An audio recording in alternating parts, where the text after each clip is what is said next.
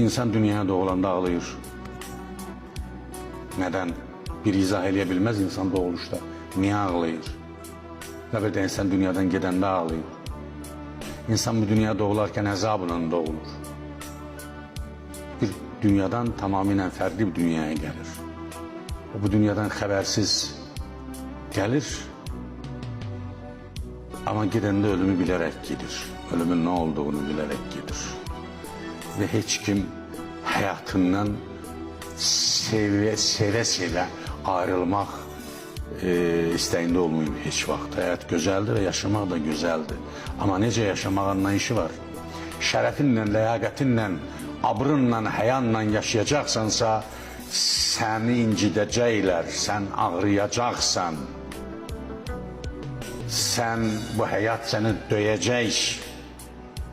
Ama sen dövüldüyken, bu hayat seni dövdüyken möhkemlənəcəksən.